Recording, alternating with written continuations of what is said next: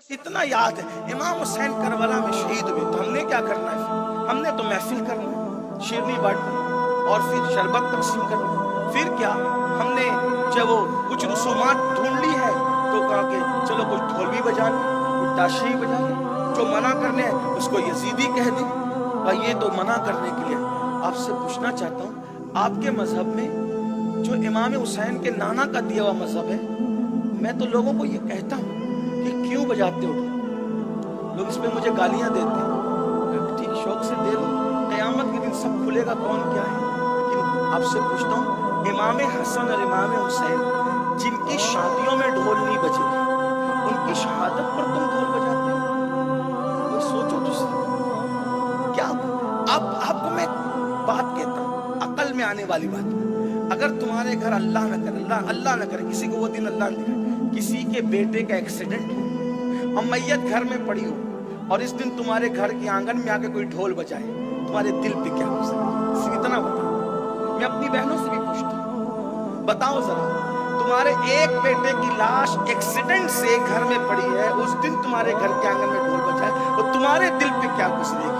آپ بتائیں۔ امام حسین کے ایک بیٹے کی لاش نہیں تھی جس دن تم ڈھول بجاتے، پورا گھر ہی لٹ گیا، حتیٰ کہ 6 مہینے کا شہزادہ سیدنا امام علی اصغر بھی شہید تھے، ایک بیمار زین العابدین کے سوا کوئی نہیں بچا، ایک بیمار زین العابدین، اور وہ بھی اس لیے بچے کے بیمار تھے، اللہ کی حکمت تھی بیمار کرنے میں کہ حسین پاک کی نسل چلتی ہے، ورنہ اگر وہ بھی تندرست ہوتے وہ بھی کربلا کے میدان میں جاتے، اور وہ کہہ رہے تھے کہ میں تو جاؤں گا، لیکن بیماری کی وجہ سے جب اٹھنے کی کوشش کی تو زمین پہ گر گئے۔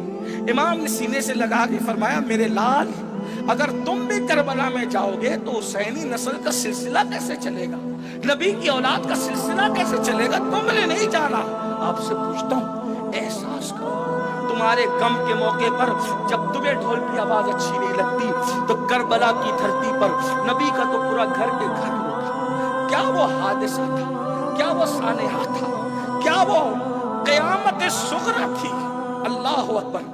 اگر ایک گھر میں 2 جنازے ایک ساتھ نکلے ہوں تو پورا محلہ رو پڑتا ہے کہ ایک گھر سے 2 جنازے نکل گئے، باپ بیٹے کا جنازہ ایک ساتھ نکل گیا، لیکن وہاں تو 72 کے 72 جنازے ایک ساتھ، زمین کے اوپر پورے گھر کے شہزادوں کا جنازہ ایک ساتھ اٹھتے ہوئے میدان کربلا کے سوا کسی نے دیکھا؟ یہ امت نبی کی اہل بیت سے محبت کی بات کر کے آخر کتنا ظلم کرے گی؟ حیرت ہے۔ اسی دن جس دن امام کی شہادت ہوئی تھی ہماری بہن بیٹیاں بے پردہ نکلتی ہے، میک اپ کر کے، ہندوستان کے بہت سارے شہروں کے اندر الگ الگ رسومات ہیں۔ عاشور کے دن ہمارے مہاراشٹر میں بھی ایسا ہوتا ہے، آپ کیا ہوتا مجھے نہیں پتا، لیکن ہندوستان میں کم و بیش سب جگہ ایک ہی ہے، میک اپ کر کے، توجہ کر، میک اپ کر کے سج سنور کے بے پردہ عورتیں نکلتی عاشور کے دن، کہاں وہ جا رہی ہیں کچھ دیکھنے کے لیے، میلوں میں جا رہی ہے۔ آپ سے پوچھتا ہوں اس دن اللہ والوں کا حال یہ تھا کہ وہ امام کی شہادت یاد کر کر کے روتے روتے آنکھیں سجا لیتے تھے، امام پاک کی شہادت کو یاد کر کر کے روتے تھے، ان کی محبت۔ ہمارے یہاں ماتم نہیں، لیکن محبت حسین میں آنسو تو بہاتے تھے ہمارے بزرگ، اور شہادت حسین سن کر حدیث اٹھا لے، شہادت امام حسین سن کر سب سے پہلے جس نے آنسو بہائے وہ ذات محمد الرسول اللہ کے ساتھ۔ امام علی مقام کی ولادت ہوئی، جیسی ولادت ہوئی حضور نے کان میں اذان پڑھی، گھٹی دی اپنی، اور امام حسین کا مقدر بھی کیا ہے کہ رسول اللہ نے خود اذان پڑھی، حضور علیہ السلام نے امام حسن امام حسین سیدہ زینب کے کانوں میں اللہ کے رسول علیہ السلام نے خود اذان پڑھی، آقا نے اذان پڑھی اور اذان پڑھنے کے بعد گھٹی دی۔ گھٹی کس کو کہتے ہیں؟ یعنی کوئی میٹھی چیز بچوں کے منہ میں ڈالی جاتی ہے برکت کے لیے، ہے نا، اس کو گھٹی کہتے ہیں۔ اور جب گھٹی دیتے ہیں تو طریقہ یہ ہے کہ کسی بڑے بزرگ کو بلاتے ہیں، تو جو گھٹی دیتا ہے تو وہ گھٹی دینے والے کا کردار گویا اس کے اندر منتقل ہو جائے، اس لیے گھٹی دیتے۔ امام علی مقام کو جو گھٹی دی گئی وہ شہد کی گھٹی نہیں تھی، کھجوروں کی گھٹی نہیں تھی، اللہ کے رسول نے اپنی زبان امام حسین کے منہ میں ڈال دی۔ حضور علیہ السلام نے اپنی زبان منہ میں اس لیے کہ وہ شہد کی کیا حیثیت ہے، شہد کتنا میٹھا ہو سکتا ہے جو رسول اللہ کی زبان میں میٹھاس ہے۔ آپ شہد کو 1 کلو شہد کو ایک ڈرم میں ڈالیں تو پانی میٹھا نہیں ہوگا، لیکن یہ رسول اللہ کے دہن مبارکہ کی چاشنی ہے کہ رسول اللہ نے لعاب دہن کھاری کنویں میں ڈالا تو قیامت تک کے لیے وہ کھارے کنویں اب تک میٹھے نظر آتے ہیں۔ وہ میٹھاس تھی۔ تو شہد کی کیا حیثیت تھی زبان نبوت کے سامنے، حضور کے دہن مبارک کے سامنے، مگر حضور نے لعاب نہیں ڈالا۔ کوئی کہہ سکتا ہے امین القادری اور بچوں کو بھی تو حضور نے لعاب چٹایا، میں نے کہا یہی تو خاص بات ہے، اوروں کو بھی چٹایا میں مانتا ہوں، اور ان کی بھی عزت ہمارے سراخوں پر ہے، وہ بھی بچے شان والے جن کو لعاب چٹایا، لیکن اوروں کو نکال کر چٹایا۔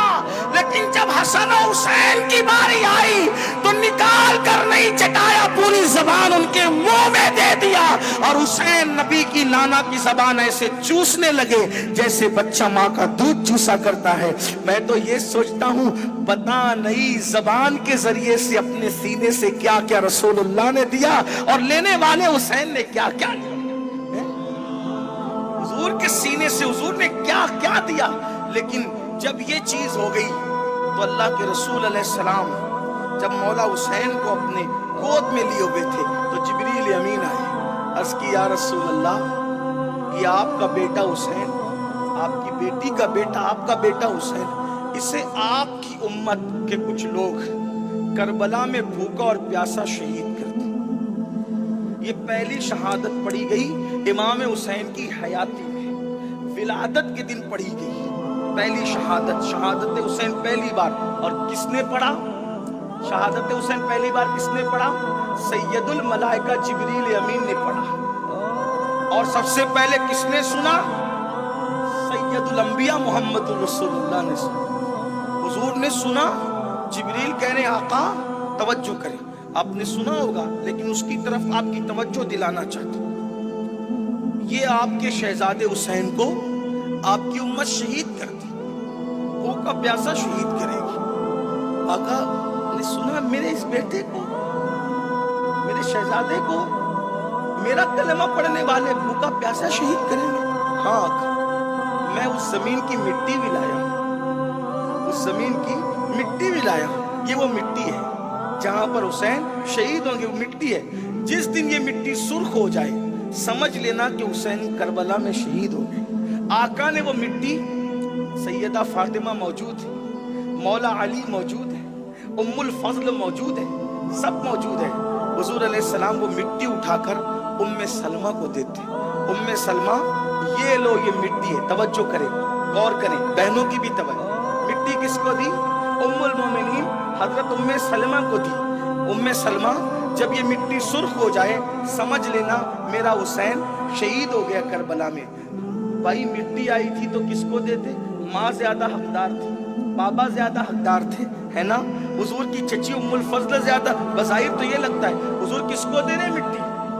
نانی کو، ام المومنین سیدہ ام سلمہ کو، جو امام حسین کی رشتے میں نانی بھی لگتی، ان کو دیا۔